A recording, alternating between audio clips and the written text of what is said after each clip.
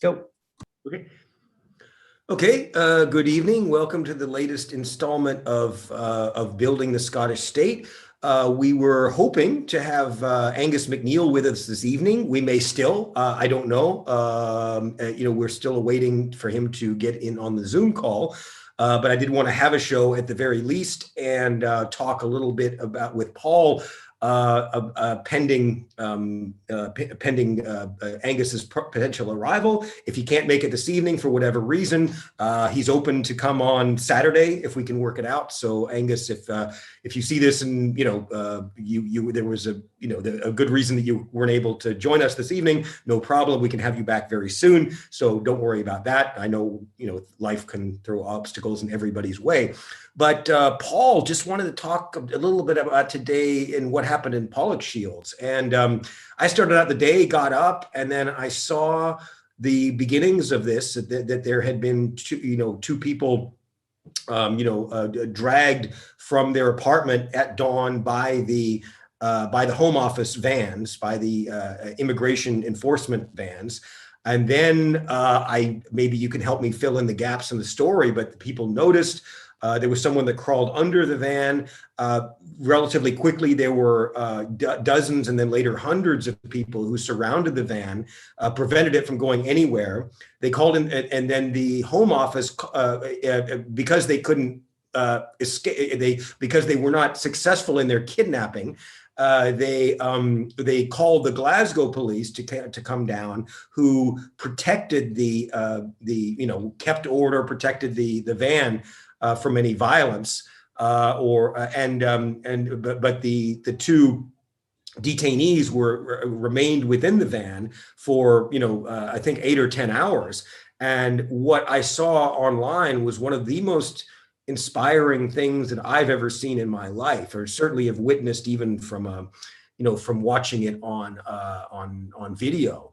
I'd say if I'd witnessed something like, I don't know, the Montgomery bus boycott back in the 1950s in the United States, or the Birmingham protests or something, maybe that would have been somewhere near as moving. But this was really amazing. And it reminded me of, even though I'm an American living in France, working on Scottish independence, who has been, sincerely distraught by the election results and the lack of the understanding of what ALBA could have brought to it, reminded me why I'm still working on this, because you see this beautiful humanity that came out of Glasgow, that came out of Pollokshields, and saved these two, fellow human beings from who knows what, at least deportation, maybe torture, put in some detention center. I mean, it was absolutely amazing. So how did you see it? What was your reaction to it?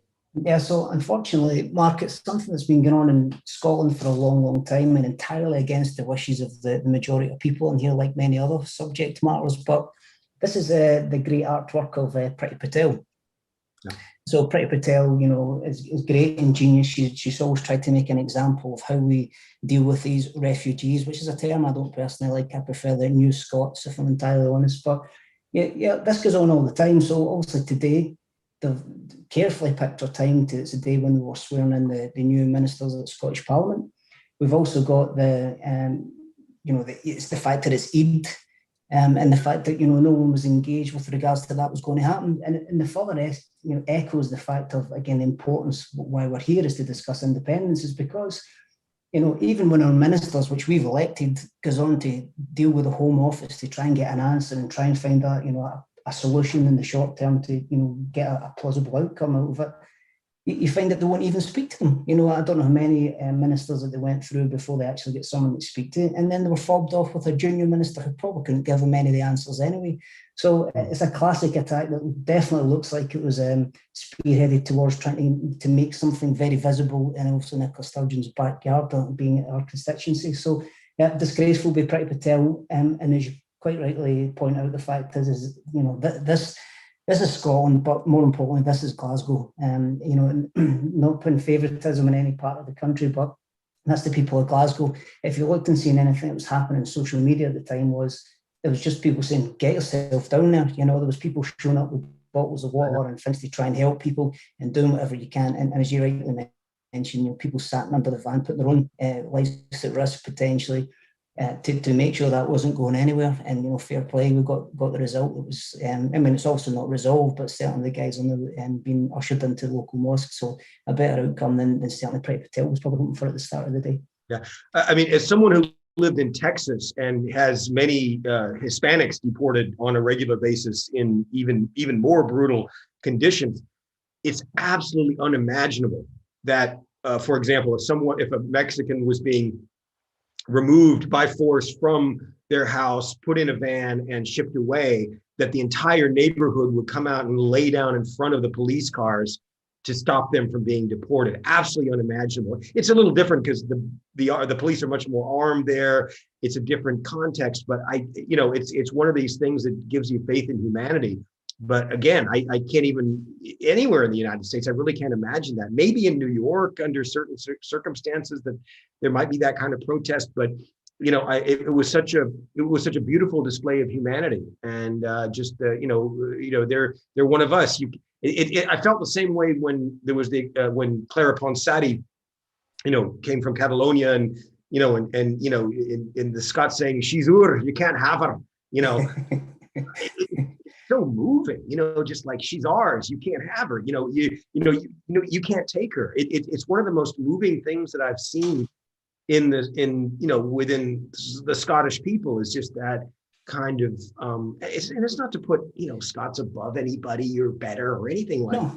I'm totally, I've never thought that about any human being, but just that basic empathy and compassion and humanity that so many Scots and particularly Glaswegians hold. So many Glaswegians have been through so much strife and economic difficulty and poverty, and they know what it's like to be immigrants, because so many of them are, and they know what they like to welcome immigrants because they have welcomed so many, and they know, and just that basic humanitarian reflex is something I found so emotionally overpowering in what happened today, and what I've seen for all my life, really, knowing my dad, knowing the Scots that I've known throughout the years.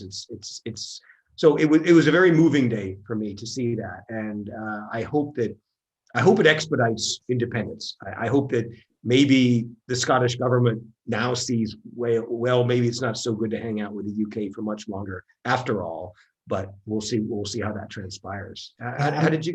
Yeah, listen, the chant was from the protesters surrounding the van was, "Let our neighbours go."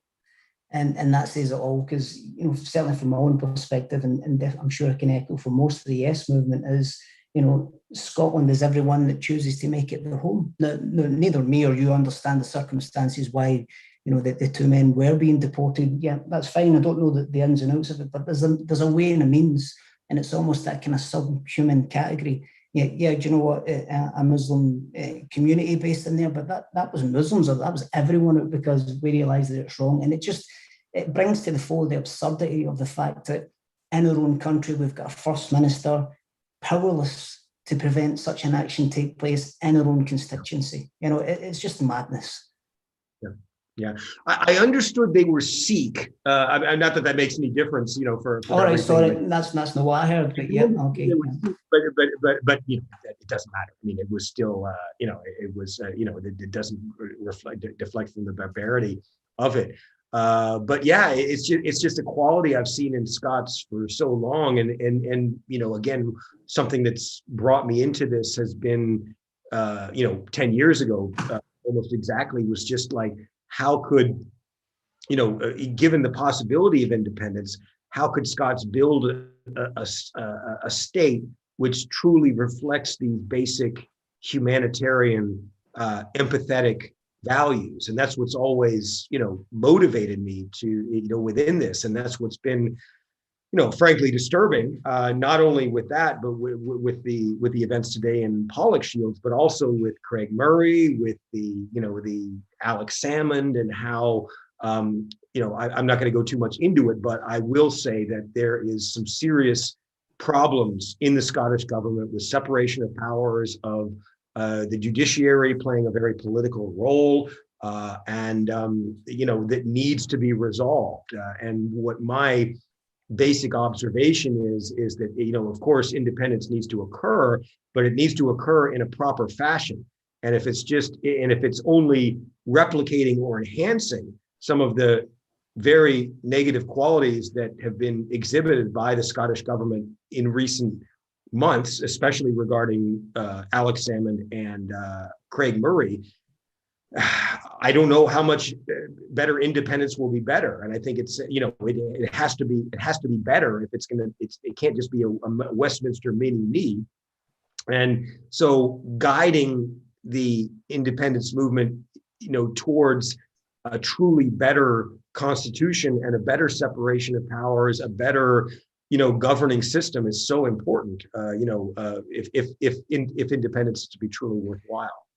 Yeah, plenty of good points there. I think the first thing to just be clear about is the SNP, in the eyes of many, it doesn't matter if you're a member or not, are indeed the vehicle towards getting us to that point of either getting at least the opportunity to ask the question again with regards to independence. But, they're a political party, they're an organisation, and indeed, again, I'm speaking probably from more of a personal aspect of it, we would like to see a proper rainbow parliament in an independent Scotland, So, everybody talks about the ridiculousness of our election system there. We've basically stitched two election mechanisms together to basically make a loaded dice in many aspects. And I know people maybe challenge that in times, but I think that the recent election there is really just echoed that fact.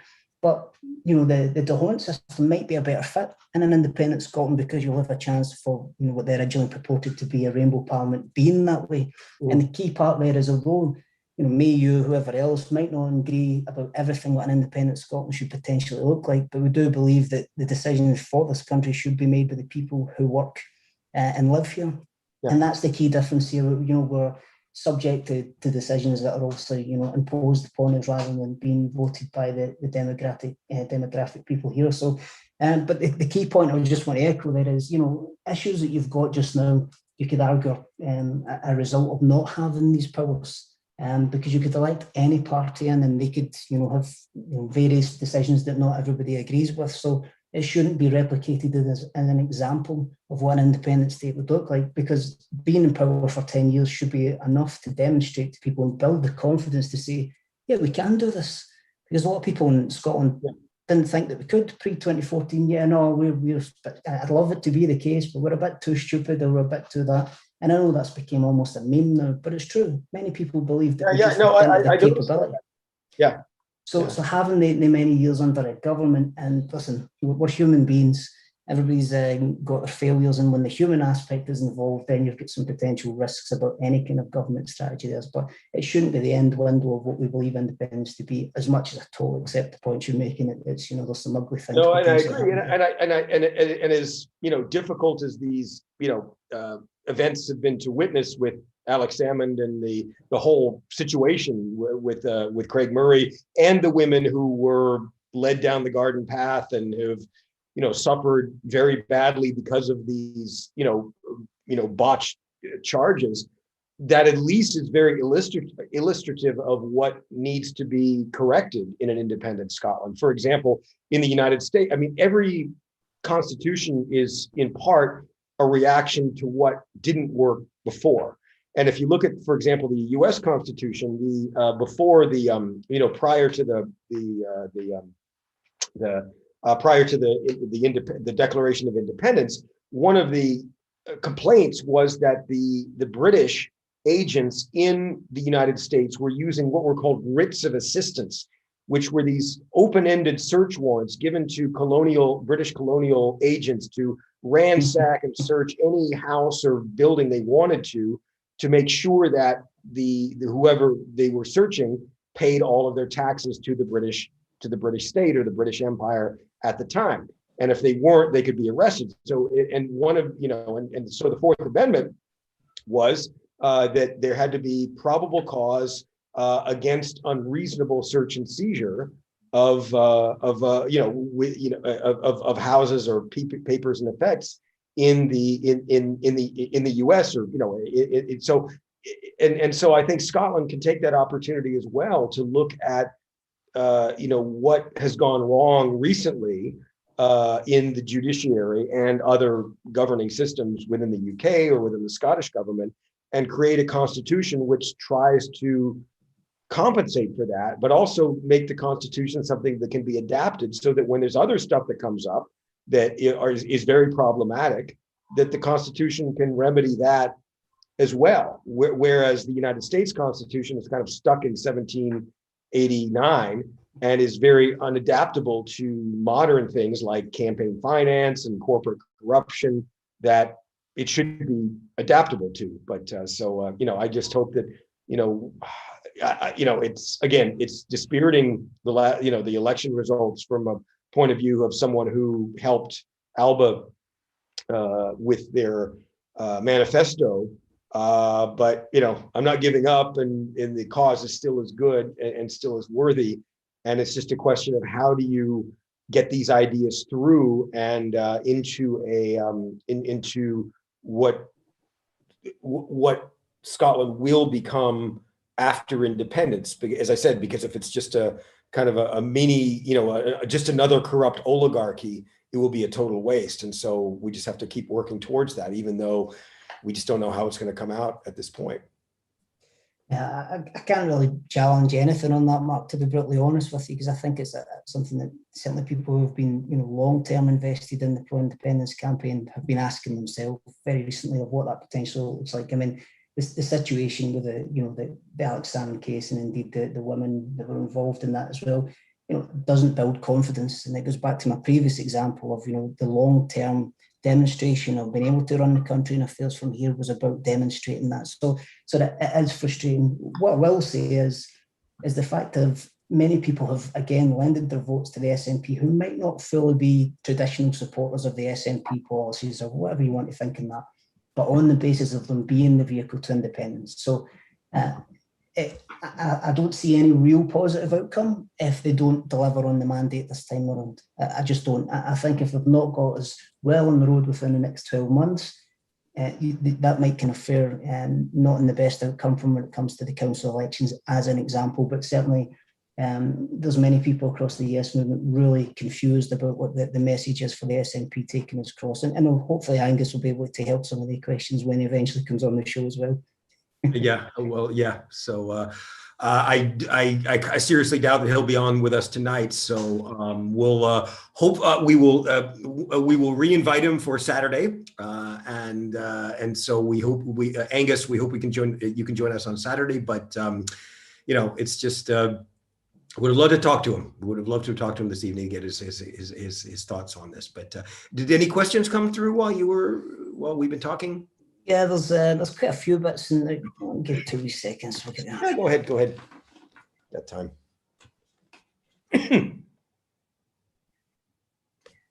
Yeah, I don't know if it was specifically for Angus. There's quite a few people wanting to ask Angus in regards to the evictions.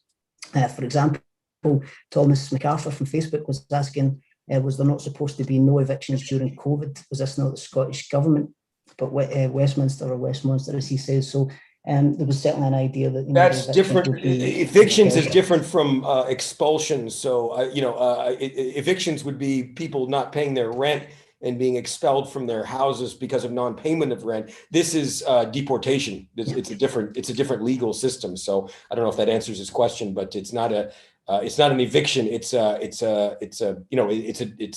seizing of the body of the person, putting them in internment camps or some kind of internment center, and then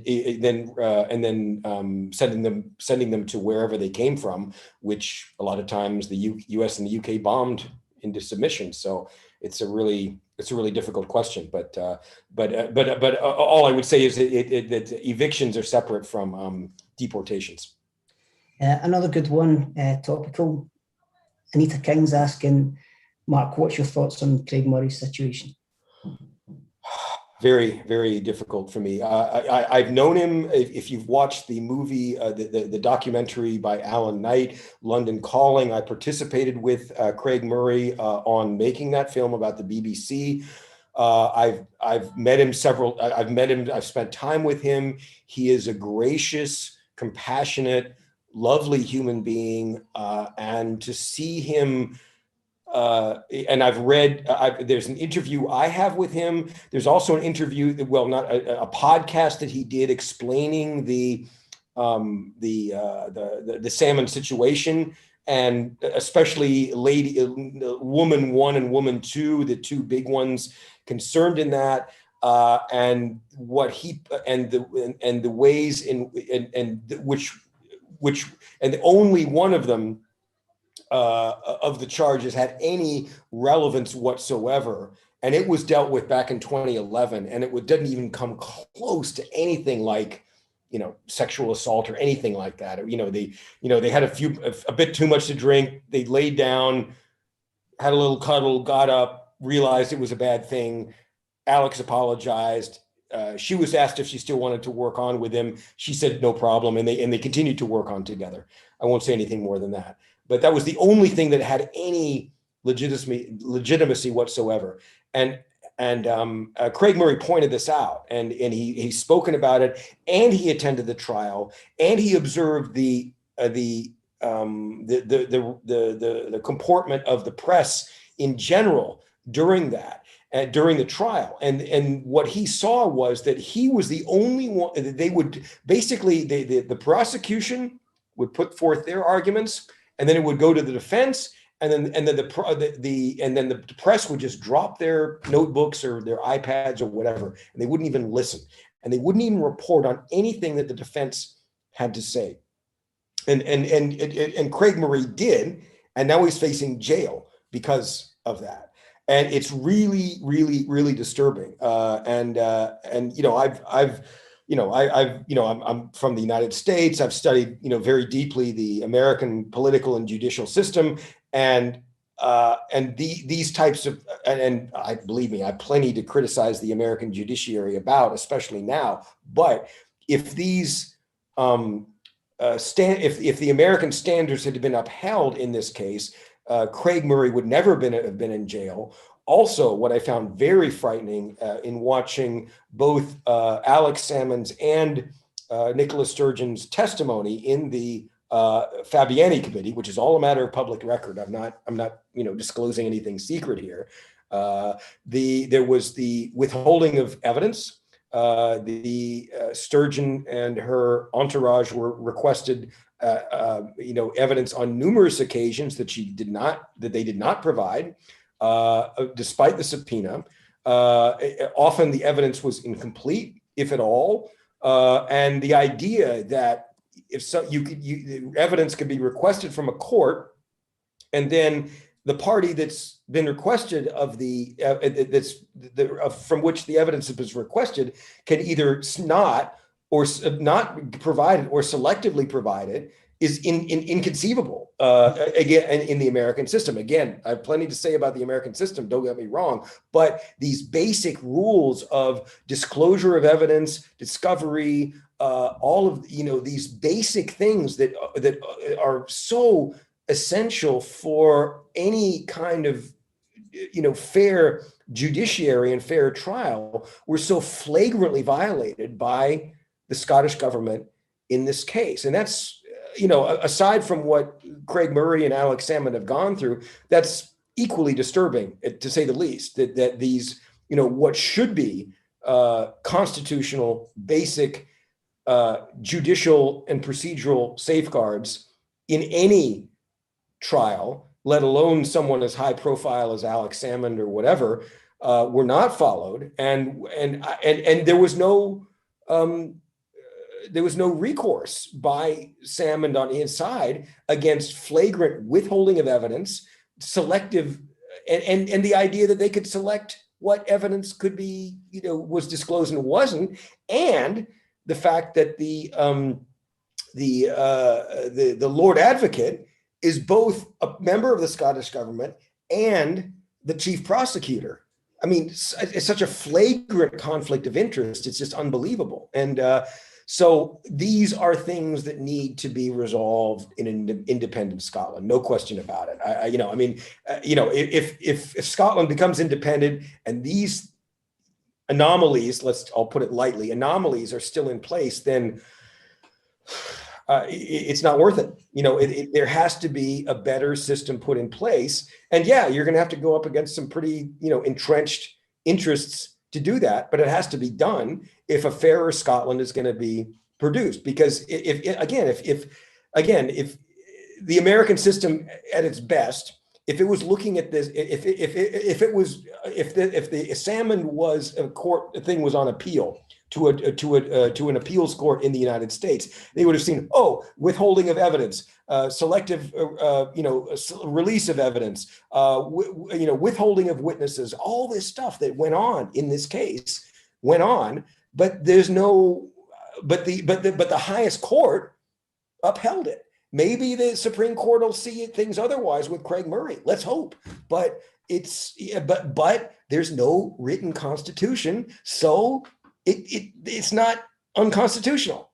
So those are my reflections on it. You know, I could go on, and I've tried not to be too, you know, personal, but it's very dispiriting. And as I said, in an independent Scotland, this stuff has to be changed, or else it won't be worth it. So, Mark, on a slightly different note, we've got a question that's come in from H35 on YouTube saying, and I think you'll like this one better, should the Yes movement create their own Yes Growth Commission, perhaps in conjunction with Now Scotland, Commonweal, etc., etc.? Yes, I agree with that. I'm actually working on that. I have a group that I meet with on Saturday nights. We've been meeting since January.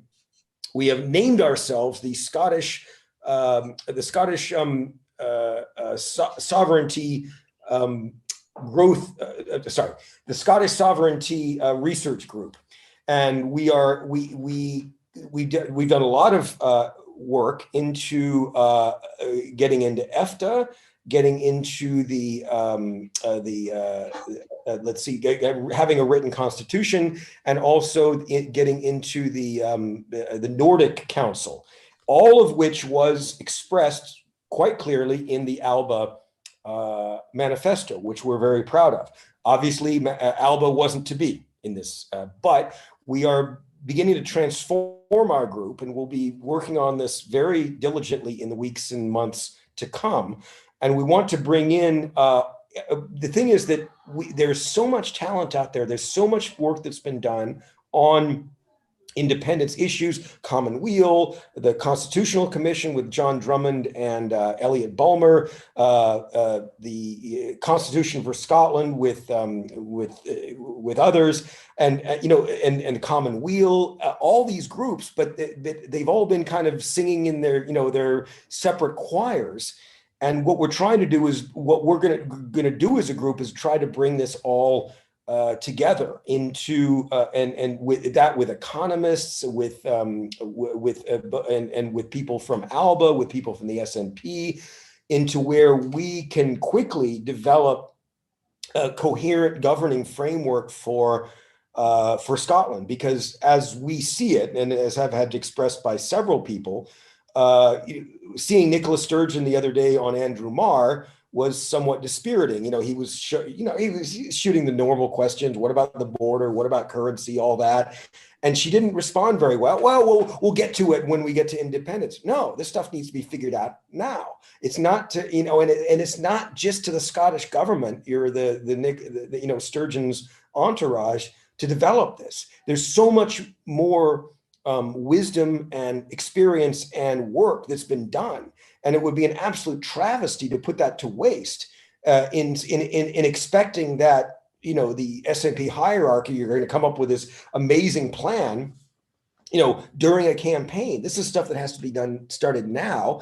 It has been started well before. This work that goes back at least a decade on this, that we're going to be trying to bring together in the Scottish Sovereignty group.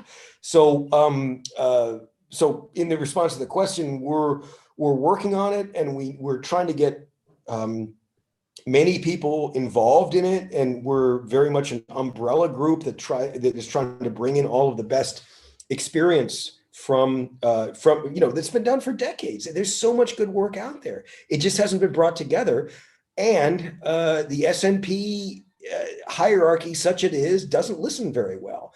I was talking to someone from Business for Scotland the other day, and they put forward some very solid proposals to the SNP for the Growth Commission and their economic proposals.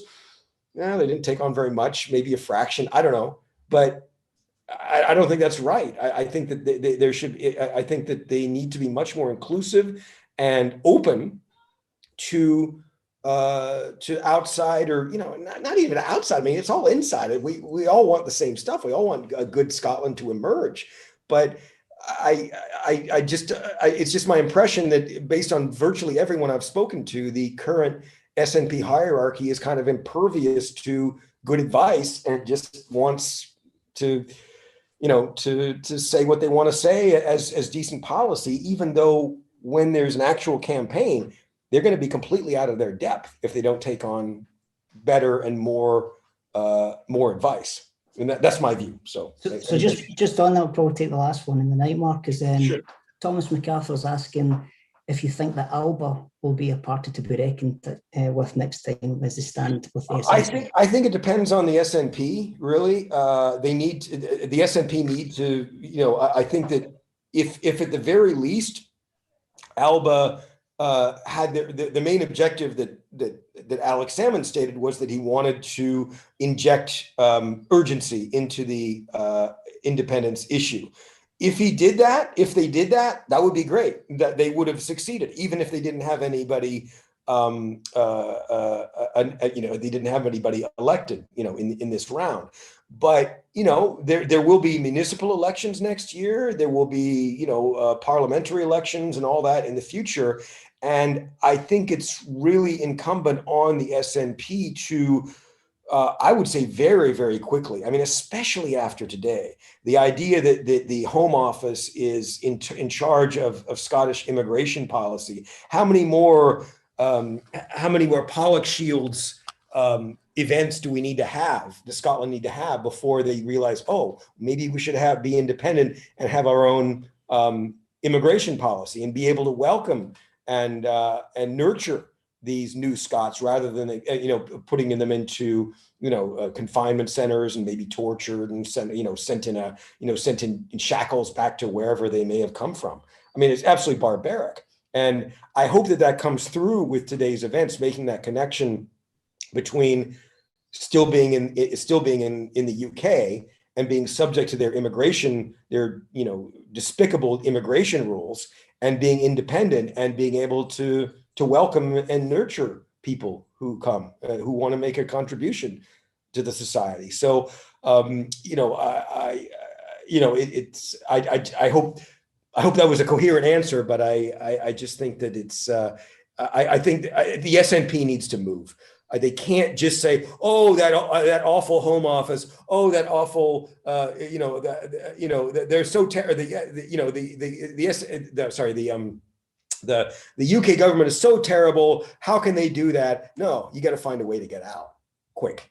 I mean, that's my view. The whole idea of complaining against the UK state is well past its sell-by date. And there needs to be movement towards independence quickly, or else ALBA will do more, and it will do better and better in the years to come. And I think it was always inevitable to a certain extent that once independence was achieved, because of course independence has always been the raison d'être principale for the SNP, and they're still banking on that, and they banked on that certainly up until this election, but I think that's wearing thin, and unless they start, showing something really quickly, then they're gonna lose ground. And I don't think there's no way that an election in 2026, oh yeah, vote for us and we'll give you a referendum. That ain't gonna cut it. They know they've got to do something soon.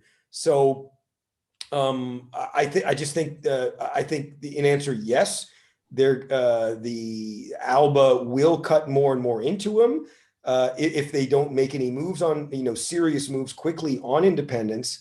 And, but I think that their disintegration was kind of inevitable anyway. Once they do have some kind of referendum or have achieved independence, the party's going to disintegrate anyway. They can't, they've been running on independence for so many years. Once independence is achieved, then the other parties will emerge from that. By the same token, if they don't produce independence, it's going to happen. They're going to break apart as well. So so I think that new parties are absolutely inevitable. I think that ALBA will cut more into that, but I think it's again inevitable that the SNP will no longer be the dominant party, whether they achieve independence quickly or not. And I'm certainly hoping that it's more quickly than not. So just apologies, just briefly, there's a key question that came in, and I think you're probably in a position to answer it, Mark, if you don't mind. It's from Lenny Hughes, please. And they're asking, are the ALBA party unionists in disguise? They seem to resent the SNP more than they trust us. No. And there's been a lot of portrayals of that. They are genuinely people that I've worked directly with. I mean, I don't vote there, so I'm not a member. But they are genuinely disgruntled with the lack of action on the part of the SNP towards independence. The SNP has been given numerous mandates for independence. In 2016, they said, if there's a material change in circumstances like Scotland being dragged out of the EU against its will, that will be a mandate for another independence referendum. Ian Blackford standing in the Parliament day after day. Oh, you will not take Scotland out of the EU against our will. Well, they did. They've been given numerous mandates on referendums. They haven't acted on it. And then COVID comes along about a year ago, or a little over a year ago. And just before that, Sturgeon was saying, oh yeah, well, we'd like to have one this year in 2020, and then COVID comes, oh, no, we can't have one. We can't even talk about it. Forget it. And it goes back further than that. I mean, there was Craig Murray tried to hold a conference on a fringe event at one of the SNP conferences on independence, and apparently Peter Murrell blocked it. And I presented to a local, to a good friend of mine at one of the local Edinburgh constituencies, a resolution on adopting a written constitution, and it went unanimously through the local division, but then it was just totally ignored or totally blocked at the upper level, whatever that was. The SNP doesn't even want to talk about it. That's the problem. They don't want to even discuss it. Chris McElhaney, he got booed off the stage at the SNP conference when he wanted to talk about a plan B. There's a lot of reasons that ALBA has emerged, and it's not at all, it's not at all like, oh, we don't like the SNP. Most of them were in the SNP for years, almost all of them. But they've been very disillusioned by the lack of action and what many consider hostility towards independence among the rank and file, but among the upper hierarchy of it, which I've experienced myself to some degree, and also just hostility towards good ideas of how they could go towards independence, how this could be achieved. No, we got it. We got a mandate. We'll do this. We'll do that. No, ALBA is not just a bunch of anti-SNP in that most of them were in the SNP, or many of them were, but they're very dissatisfied with the lack of progress, and in my view, justifiably so. And as Jim Sillars pointed out in an interview I did with him earlier, in 2014, Scotland had one of the most politically educated populations in the world, after all the teachings, after all the meetings, after all the town halls, after all these beautiful things, which I witnessed some of them, and many of them were on Independence Live, are still luckily archived on Independence Live. After that, after Alex Salmond left, nothing. No attempt by the Scottish government to maintain that level of enthusiasm, to get people to to remain interested in politics.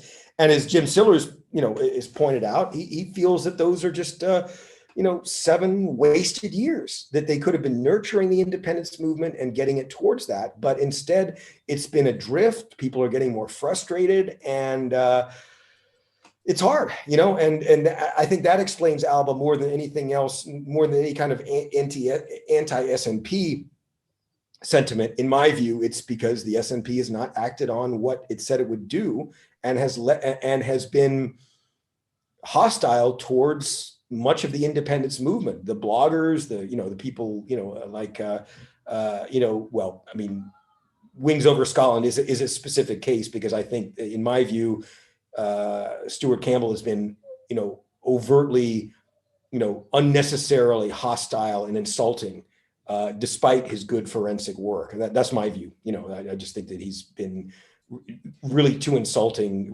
gratuitously insulting. So that's one part of it. But being dismissive of the many of the bloggers and independence journalists, like I haven't experienced that myself. I haven't come across any criticism of my work, but just the the dismissal by the SNP of the real grassroots people who are campaigning and want independence so badly and are working their ass off for no pay, and not getting the necessarily recognition in their view, and sometimes the hostility of the SNP. So, again, I can't speak specifically on a lot of these issues, but I think I'm just sort of summarizing the general sentiment that many people feel.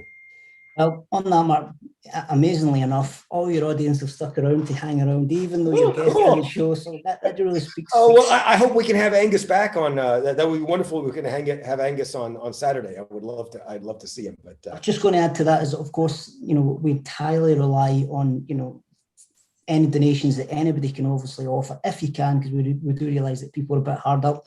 If anyone can help with our crowdfunder, and visit us on https://tvl.ink/crowdfunder. And, again, only if you can, guys, but any penny certainly helps and goes a long way. Yeah. Okay. Okay. Do you have any other questions? You always stay for a while. Sure, I don't mind. Sure. Yeah. Throw a few more in there. No problem. Yeah, funnily enough, there was a question coming in asking whereabouts you were in Texas. They wanted to know where your origins were. I lived in Austin. I was born in 1968. I was in Philadelphia.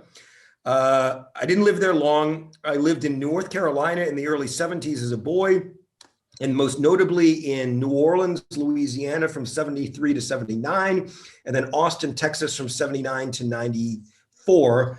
And then I came to France in 95. So that's the basic summary. But mostly I lived in, again, from 79 to 94, lived in Austin, Texas. Great place, great folks, barbecue, blues, live music, cool, laid back folks. It's very different now, and I talk to friends occasionally that just totally bitch about how awful Austin has become. But at that time, it was a really cool, laid back, hippie, fogging type of place, and I miss it. I miss when I was there, certainly, and I would talk to friends who would say, you don't miss it, not that the way it is now, but it was a wonderful place to grow up. Lots of partying, lots of funny people, just such good humored, hilarious folks. And if you've ever seen what is it, the movies Dazed and Confused, that was based on Austin, Texas, you'll understand. Well. Yeah, remember it well. That summed up my my upbringing. But that was a great place, and still have lots of really good friends there. And in New Orleans, I lived there in the 70s. That was another amazing place, obviously. That was during school desegregation. And I remember going to school with in a relatively mixed class of blacks and whites, and I had black friends, and I invited them over to my house, and I went over to their house, and it was after the violence of desegregation, that especially in the late 50s and early 60s. But it was a really interesting experience. And while I wouldn't want to live in Austin, Texas, or New Orleans now for different reasons, I'm so glad I lived there, and I'm so glad that they are very much a part of me and who I am. And I take from that, my experience of living there. And so, yeah, it was Austin, Texas, 79 to 93, rockin' place, get there. But also, if you ever make it to the United States, go to New Orleans as well. One of the most amazing towns on the planet. Cool. And listen, just one of the last questions we'll bring through. Although I say that the guys are saying because we started late, you should be staying on late as well, but that's your call. So, I'll stick around for a while, no problem. So we've got a question, and again, Mark, I appreciate you might not really be in a position to answer it, but it is one that I've seen come up a few times, or certainly around this kind of flavour. So this is from Kevin Camper Van Rollick, and the question is, can the members of conference not have a vote to remove the current hierarchy through a resolution to demote those who have proposed prolonging in their F2? Is this within the SNP? Presumably? Absolutely, yeah. Okay, I'm not an expert on this. I have a friend, I have a colleague that does, but from what I can tell, the whole SNP constitution is just kind of no longer operable. Normally under the SNP guidelines, there's supposed to be a conference twice a year. That hasn't happened. I understand COVID, I understand all that, and there's been other numerous breaches of the SNP constitution in the way that the SNP has run itself over the past 2 or 3 years at least. In my view, I mean, I went to every conference for 3 years. So I went 6 times in a row, every 6 months between, I believe it was spring of 2017 until fall of 2019. And so I went to every conference. I attended it all, had a great time, met lots of people, and made some very, very good contacts, which I'm working on, and and have been very, very valuable. But it's not that party anymore. It wasn't that party that I attended back in, again, last time in the fall of 2019. Given what's happened, the membership has plummeted. We don't know how many people. I was mostly a member. Of course, I support Scottish independence, but I was a member mostly because I could attend the conferences, and so that was the main reason that I became a member from abroad. But I met so many people that were so motivated, and it just seems to me as if the way that the party has become it's so much more isolated than it was before. And you kind of had the feeling when you were there at those conferences, Nicola would come out and give her speech at the end. You'd be there for a couple of days, you'd meet all these people. I met lots of MPs, lots of MSPs. And then the highlight, of course, would be the end, where Nicola Sturgeon would come out and give her speech, and all the cool lights and videos and music and stuff like that. And she would always say at the end, "Oh, and there will be another independence referendum," and everybody go, "Yeah." Everybody's so happy about that, but it hasn't happened yet. And I think more and more people are seeing that, and so. I just think a lot, the SNP was able to sustain itself, in this election because they're for independence, and at least 50% of the people are for it. But as a party, in terms of membership, in terms of contributions, and in terms of the way it's been run, it's been very, again, I have colleagues that understand this much more deeply than I do, but, the Constitution has not been respected in the way that with regard to the NEC, the National Executive Committee, the people who have been selected, all the stuff that's been going on, and there have been big problems there. And again, I don't know if I hope I'm answering the person's question satisfactorily, but in my view, it's run off the rails of its constitution and what it's supposed to be doing. And I hope it can get back on.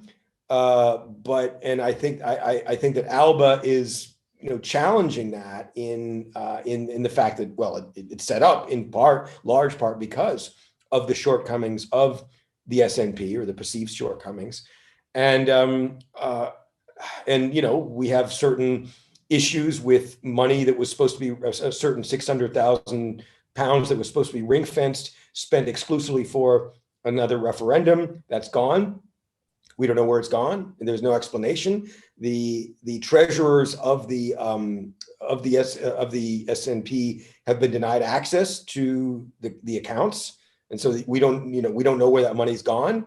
Apparently, there are investigations going on, so we'll see where that goes. But it's hard, because as someone who followed them and was very devoted to the SNP and still met many people and hold many people dear, it's hard to see what was in 2014 or 2015, flying high with over 100,000 members, has come down a lot. And yes, it's still the governing power, but doesn't have the same, in my view, level of support that it did before from the active membership, which would be vital to winning any independence referendum. At the same time, I do think that it shows what's happened with ALBA, and them also demonstrates pretty clearly the SNP is not the only, the SNP is not the entirety of the independence movement. That there's room for ALBA, there's room for the Greens, there's room for other parties potentially coming up. But in my view, the SNP no longer holds any kind of monopoly over the independence movement, and therefore that makes it much more difficult for them in the future to win elections, as they did this time, with the promise of a referendum if they don't deliver. And that's what key. They have to deliver now, and quickly, or else people are going to get more and more disillusioned, and ALBA will continue to challenge them at the different electoral levels. So there's a question we've got from Dave Gregg on YouTube, and it really covers some of the things that we were chatting before we went on air. And it's Dave saying that he works for the general public and deals with people declaring themselves to be no voters. And he's saying he's regularly told that they're really concerned about the question on currency, and it's saying, why haven't the SNP really got this info out to the Scottish public as a whole? That's a good question, and I think that that's absolutely something that has to be addressed, and that's what the focus of our research group is going to be, is providing questions to that, because in my view, there should be a new currency. I think that Scotland could easily join EFTA in the near future. I've spoken to people in EFTA, and as long as Scotland has the Scottish government or Parliament has the authority to negotiate and sign treaties and the powers to abide by them, they will be welcomed into EFTA quickly, and it will not be problematic. Unlike the EU is going to be a nightmare. I've read today that the Spanish government is already saying, okay, well, if Scotland has a referendum, they better not mention Catalonia, or else we're not going to let them in the EU. We've already got that. Then that's just, that's not even with a referendum actually announced. The Spanish are already saying, we're gonna make it hell for them to get in the EU if they even mention Catalonia. And that could probably constitute like a march with a Catalan flag or something like that. I mean, it doesn't take much to get the Spanish concerned in that respect. But in terms of all these questions can be and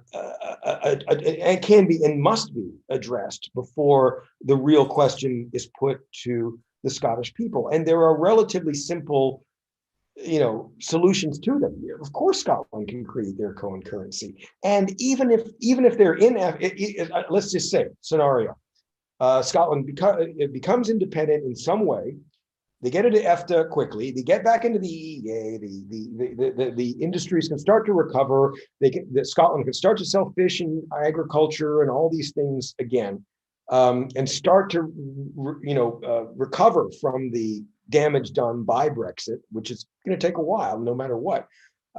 Even if they were starting today, which they could have, if ALBA had been elected in numerous quantity, they could have been starting to talk to EFTA about how to get in, etc. But that's been deferred, But the thing is that the EU debate has always been framed in these very rigid terms, like, oh, well, if you're in the EU, you have to join the euro. No, you don't. Sweden is in the EU, but they have their own currency. And there's so many exceptions to it. You know, the EU and especially EFTA is kind of it can be very a la carte. You know, and the idea that oh, well, if you join this, then this has to be this way. It's just false. And there's no reason why Scotland cannot have their own currency. And I remember visiting Northern Ireland back in late 90s. And they had the Irish pound on, you know, and you could go to, you know, stores on either side of the border and you could pay with Irish pounds or British pounds anywhere. And the same could be true, you know, in Scotland. You could pay with the Scottish pound or euros or the British pound for anything. There's nothing preventing that. It's not like, oh, well, and it's the same like that anyway. I mean, you try paying for a taxi in London with a 10-pound note from Scotland. You know what I'm talking about. Oh, I can't take that. You know, same thing. You know, and so it's just you know, and so I certainly agree. Yes, these have to be answered coherently and you know, cogently, and you know, with regard to borders, with regard to the currency, but you know, they can be done. You know, and so again, that's what I'm trying to bring together in the Scottish Sovereignty Research Group that I'm working with, is providing answers to that and getting good, you know, economists and constitutionalists and others to get involved. But seeing Nicola Sturgeon the other day talking to Andrew Marr and him firing all these questions about borders, blah blah blah blah, and her not being able to, oh, we'll get to that. That's not good enough. You know, I think these answers need to be ready quick. You know, I was just going to say, I think in fairness on that one, Marcus, I noted that she did mention a few times during the debates, particularly, that these particular answers would be addressed in the upcoming white paper that would be available when the campaign for independence that date is mentioned stuff. So there is almost that aspect of saying we'll repeat the performance that we did in 2014, but you know, again, someone who campaigned directly in 2014 will tell you that the white paper caused a lot of division among the people who were campaigning for independence at the time as well. But is that the case? You think that's fair enough, or should we just kind of waiting to see what white paper the SNP produce when the No, I think these answers need to come out quicker, you know, and they need to be more, and they can't just be the SNP. They have to be, you know, they have to be policies that are you know, harvested and gathered from a wide part of the SNP. If we just go on, oh, well, we'll just put forth the Growth Commission recommendations. That's not good enough. You know, I mean, they have to be, you know, it has to be clear, coherent answers to genuine, legitimate questions that people will have about these things. And this needs to be developed now. I mean, you can't develop them on the fly. You can't just say, oh yeah, we'll figure that out when we have to do a white paper. No, figure them out now. Do it. You do it now, or get it figured out and use it, and then you'll be ready, and not look like a deer in the headlights when Andrew Marr, of all people, is asking you these basic, simple questions. That's my view. But yeah. Well, and on that note, we'll draw the questions to the close. Okay. All right. Well, thank you, everybody. I'm so sorry that Angus could not make it tonight for whatever reason. He is warmly invited back Saturday night or any other time he can make it. So, you know, don't be too disappointed. I hope so. And thank you for hearing me drivel on. And thank you, everybody, for watching. And we hope we can have Angus on very soon. Cheers, guys. Thank you.